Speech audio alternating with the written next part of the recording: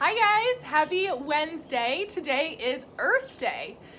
Today is the 50th anniversary of Earth Day. And on Earth Day, we just think about how beautiful our planet is, and we think about ways that we can give back to make our planet an even healthier place for us to keep living in. I have been telling you all week about reading a very special book today, and I wonder if you guessed which book it is. So today, on Earth Day, I am going to be reading The Lorax. It is written by Dr. Seuss, and it's a book that I read every year to my class on Earth Day. Maybe you have read it with your kindergarten or your first grade teacher, so I'm excited to get to read it to you guys today. And it tells us a little bit about why we should care for our Earth. The Lorax is a longer book too, so find somewhere you can sit and be comfy to read with me. At the far end of town where the grickle grass grows, and the wind smells slow and sour when it blows, and no birds ever sing excepting old crows, is the street of the lifted Lorax.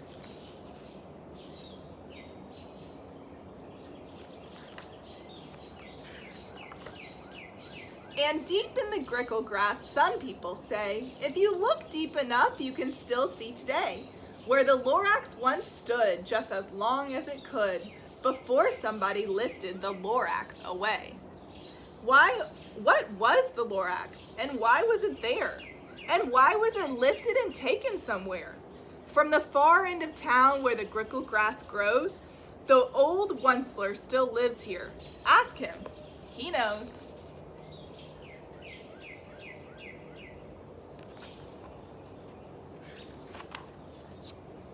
You won't see the Onceler.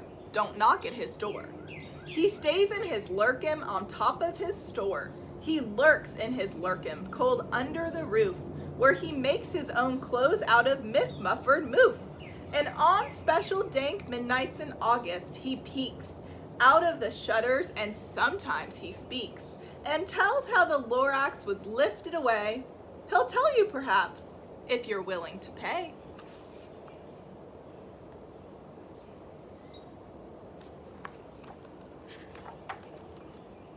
On the end of a rope, he lets down a tin pail, and you have to toss in 15 cents and a nail, and the shell of a great-great-great-grandfather snail.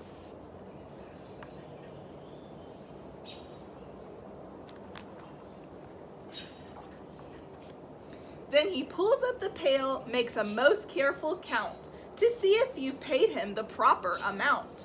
Then he hides what you paid him away in his snub, his secret strange hole in his grovelous glove.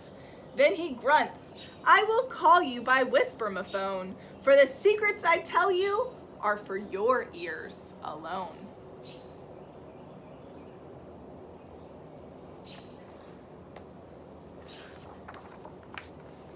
Slup! Down slups the whisper-mophone to your ear, and the old Onceler's whispers are not very clear, since they have to come down through a snurgly hose, and he sounds as if he had smallish bees up his nose. Now I'll tell you, he says, with his teeth sounding gray, how the Lorax got lifted and taken away. It all started way back, such a long, long time back.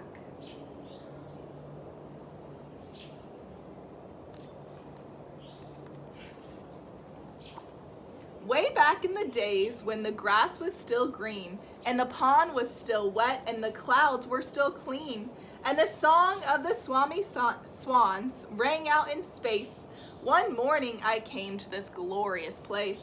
And I first saw the trees, the truffula trees, their bright-colored tufts of the truffula trees, mile after mile in the fresh morning breeze.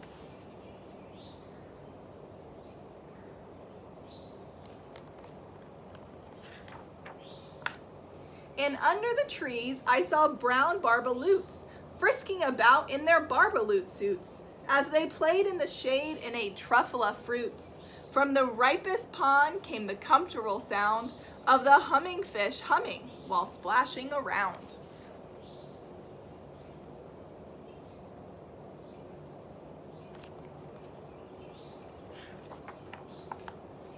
But those trees, those truffula trees. All my life I'd been searching for trees such as these. The touch of their tufts was much softer than silk, and they had the sweet smell of fresh butterfly milk.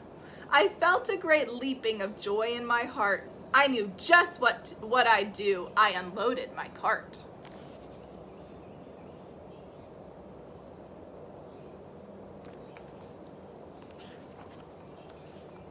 In no time at all, I had built a small shop. Then I chopped down a truffula tree with one chop. And with great skillful skill and with great speedy speed, I took the soft tuft and I knitted a thneed.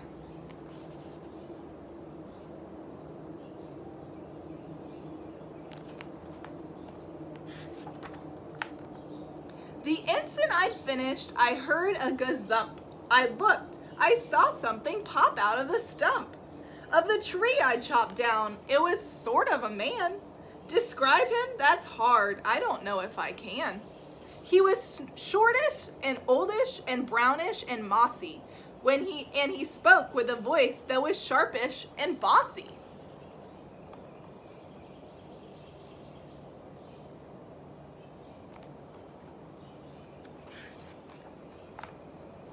Mister, he said with a sawdusty sneeze, I am the Lorax. I speak for the trees. I speak for the trees have no tongues, and I'm asking you, sir, at the top of my lungs. He was very upset as he shouted and puffed. What's that thing you've made out of my truffula tuft?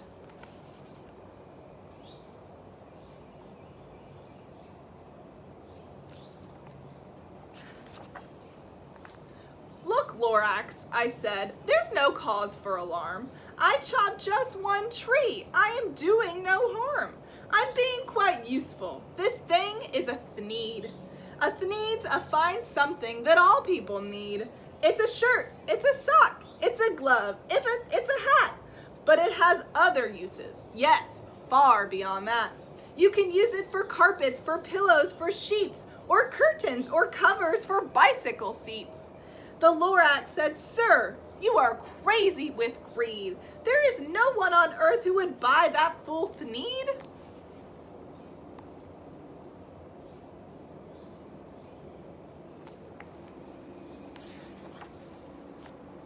But the very next minute, I proved he was wrong. For just at that minute, a chap came along, and he thought that the thneed I had knitted was great. He happily bought it for $33.98.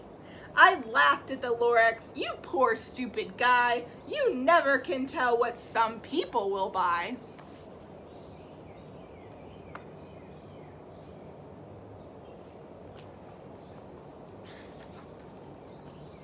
I repeat, cried the Lorax, I speak for the trees.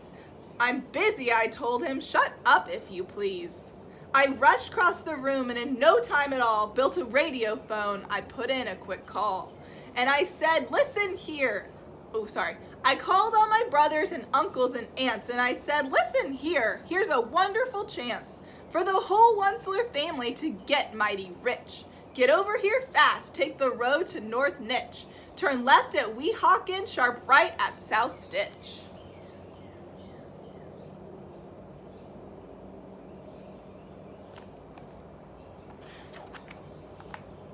And in no time at all, in the factory I built, the whole Onceler family was working full tilt.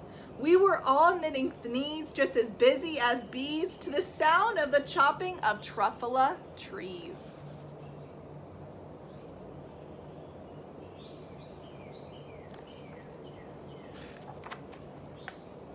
Then, oh baby, oh, how my business did grow. Now chopping one tree at a time was too slow. So I quickly invented my super axe hacker, which whacked off 4 truffula trees at one smacker. We were making thneeds 4 times as fast as before. And that Lorax, he didn't show up anymore.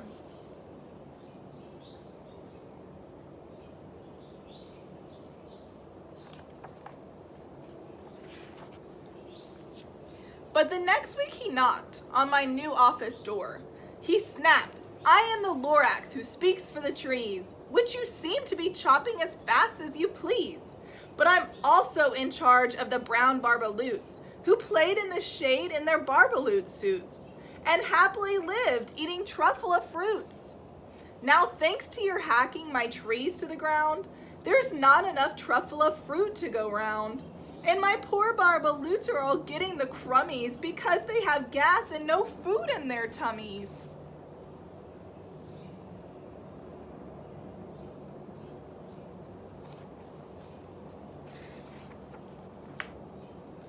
They loved living here, but I can't let them stay. They have to find food, and I hope that they may. Good luck, boys, he cried, and he sent them away. I, the Onceler, felt sad as I watched them all go. But business is business, and business must grow, regardless of crummies and tummies, you know.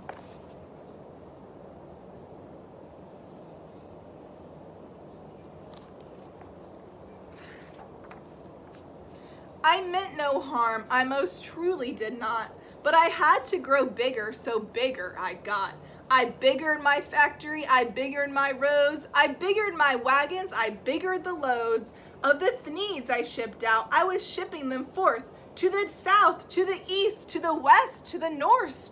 I went right on biggering, selling more thneeds, and I biggered my money, which everyone needs.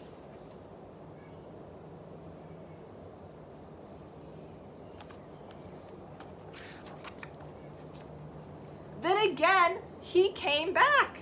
I was fixing some pipes when that old nuisance Lorax came back with more gripes. I am the Lorax, he coughed and he whiffed. He sneezed and he snuffled, he snargled, he sniffed. Onceler, he cried with a cruffulous croak. Onceler, you're making such smogulous smoke. My poor swoomy swans, why they can't sing a note. No one can sing who has smog in his throat.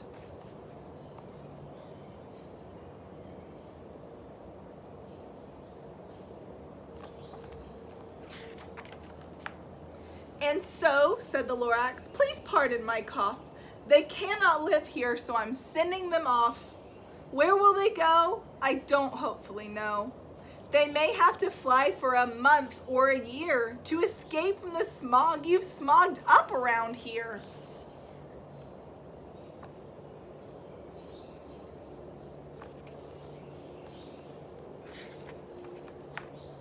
What's more, snapped the Lorax, his dander was up, let me say a few words about gluppity glup.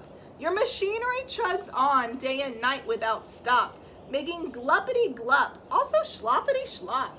And what do you do with this leftover goo? I'll show you, you dirty old Onceler man, you.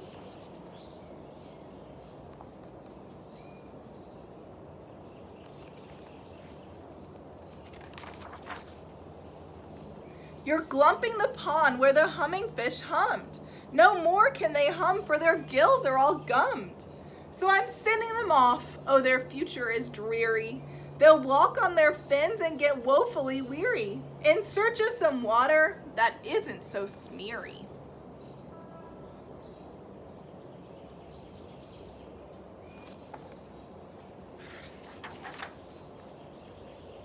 And then I got mad. I got terribly mad.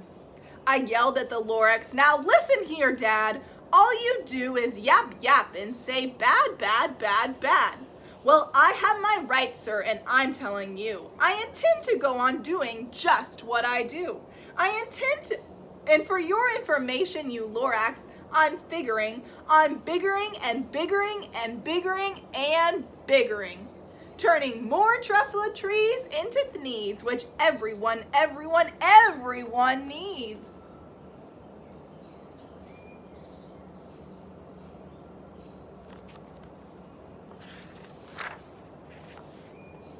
And at that very moment, we heard a loud whack. From outside in the fields came a sickening smack of an axe on a tree. Then we heard the tree fall, the very last truffula tree of them all.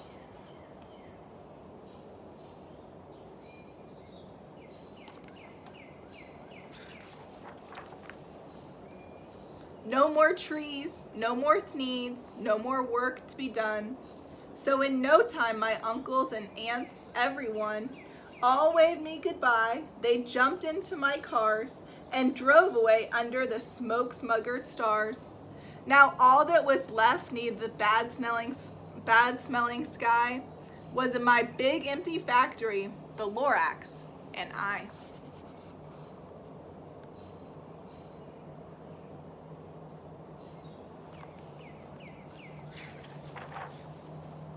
The Lorax said nothing, just gave me a glance, just gave me a very sad backward glance, as he lifted himself by the seat of his pants, and I'll never forget the grim look on his face when he hoisted himself and took leave of this place, through a hole in the smog without leaving a trace.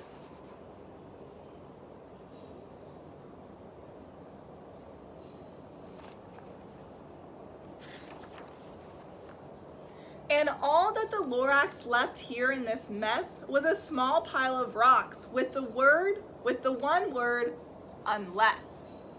Whatever that meant, well, I just couldn't guess. That was long, long ago, but each day since that day, I've sat here worried and worried away. Through the years while my buildings have fallen apart, I'm worried about it with all of my heart.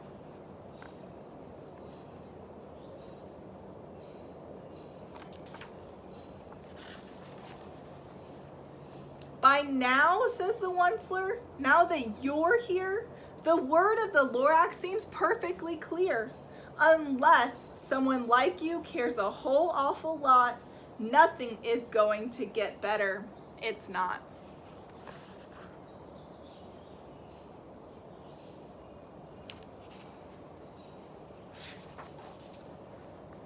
So, catch, calls the Onceler. He lets something fall. It's a truffula seed. It's the last one of all.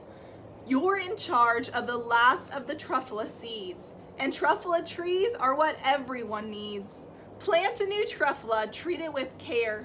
Give it clean water and feed it fresh air. Grow a forest, protect it from axes that hack. Then the Lorax and all of his friends may come back.